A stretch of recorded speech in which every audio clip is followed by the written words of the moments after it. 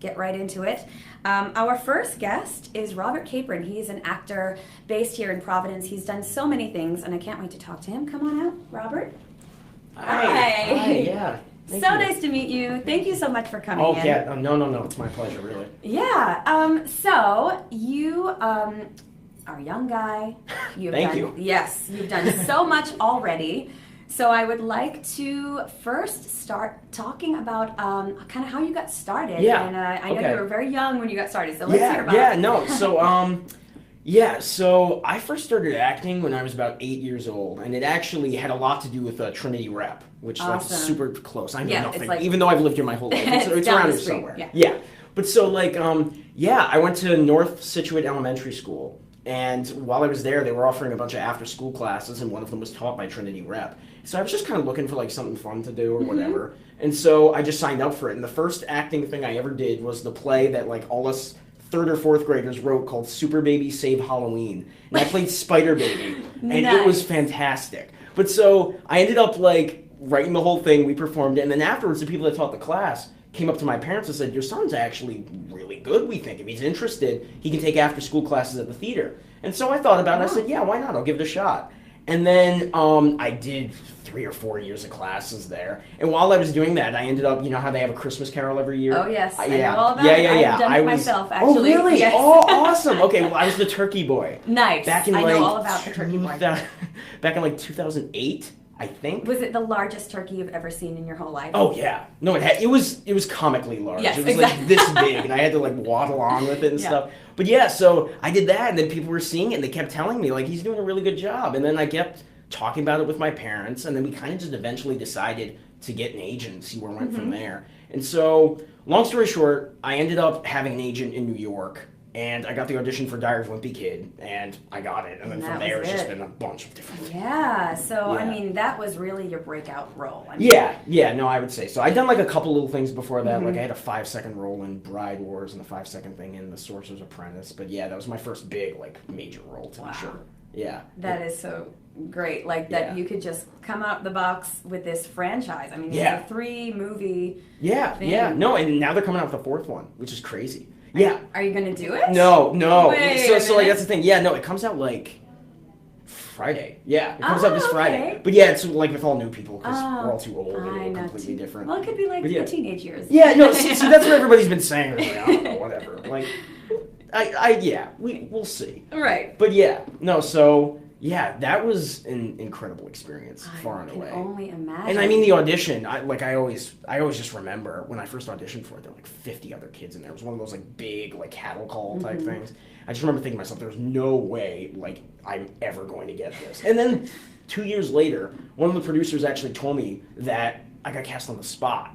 But they didn't tell me at the time. Of course not. Because I played Rowley, who was like the main character's best friend, and they hadn't cast the main character yet. So, I mean, you can't have a movie without the main character. Yeah, exactly. So they just didn't tell me for the next, like, 6 months. Yeah, they're kind of ridiculous. Waiting for, like, chemistry between the two actors. No, that's like actually exactly it. Because what they had me do was they had me go out to a bunch of screen tests in California.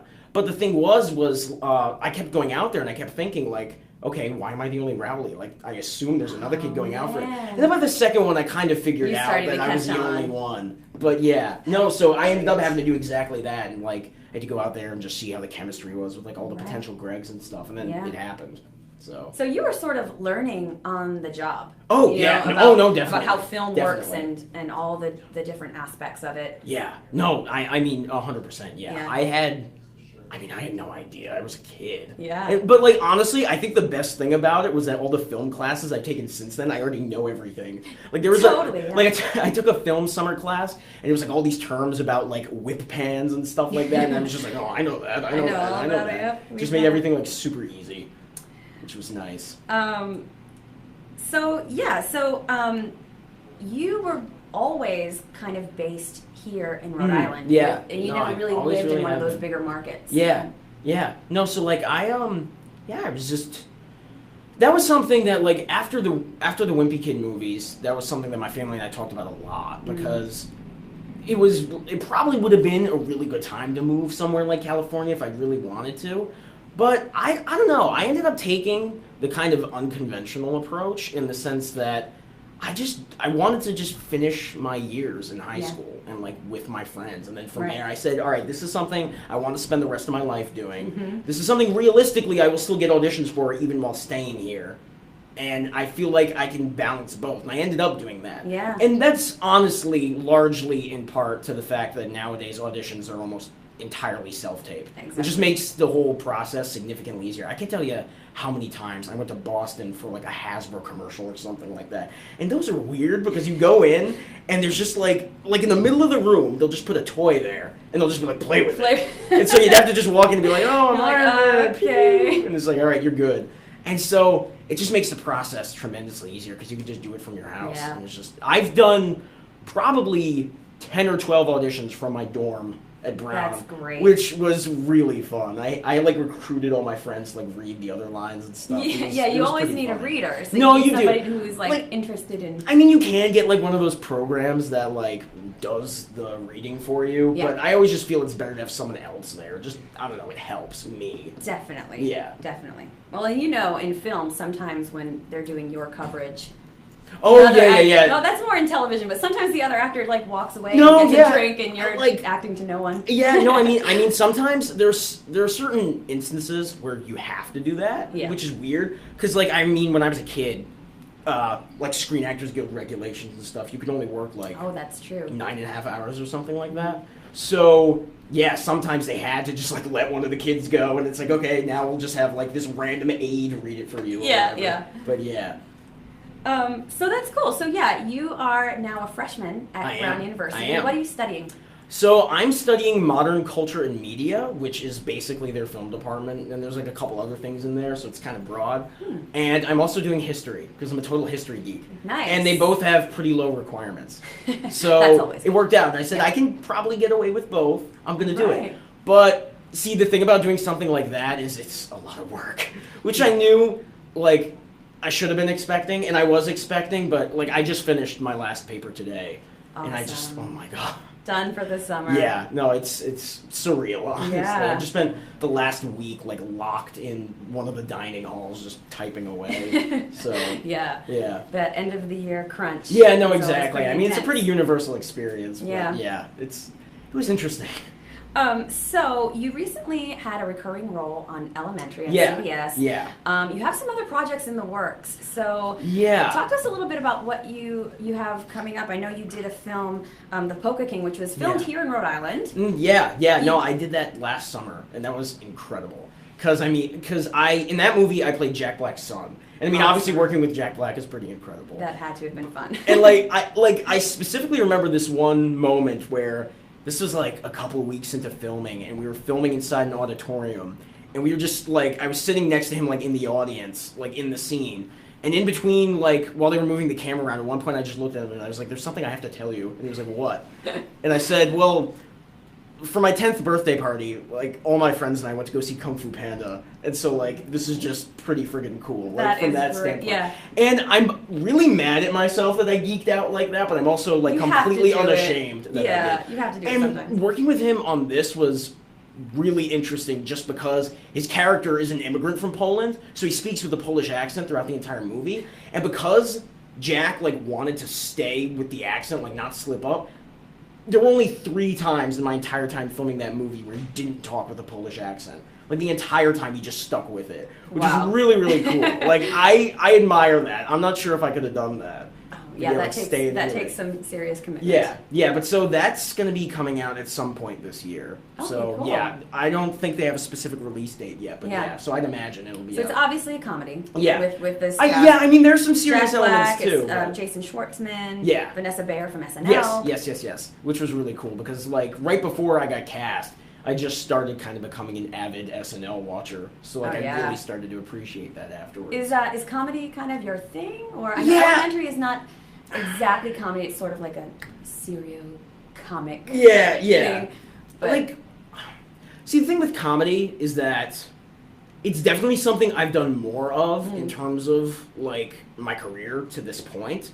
But I think ultimately I'd want to get into the dramatic side of things. Like, this is going to sound geeky, but I honestly think my ultimate dream is to be like a showrunner, as in like come up with my own show and just be like in charge of it. And the whole reason of why that is because when a little after I turned 14, I watched Breaking Bad, and it was just, oh my god. Greatest. Like, I definitely want to, like, continue acting, but seeing that was just, all right, if I could create something that's even, like, an eighth as good as this, as, like, a writer, that'd be incredible. Yeah. And so, I mean, we'll see. This summer I'm planning on writing a lot. And I mean, I've already been working on my own personal stuff, too. Yeah, I was going to say, you've already started kind of getting behind the scenes. Yeah. You produced a short film with some other Brown students. Yeah, two of my best friends at Brown, one of them had written a screenplay that was a very personal story for him, and he asked if I wanted to help, and so, yeah, I ended up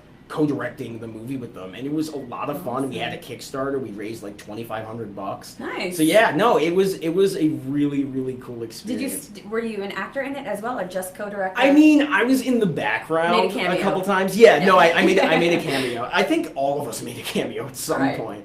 But yeah, no, it was just a really cool experience. I mean, something that I definitely didn't really appreciate, like in terms of like going behind the scenes. Yeah. Was just the sense of, see, this is gonna sound maybe a little vain, but I honestly thought, kind of going into directing and stuff, I knew more than most people my age would, just because of the fact that I had acted. Right. And while that was technically true, it didn't mean anything.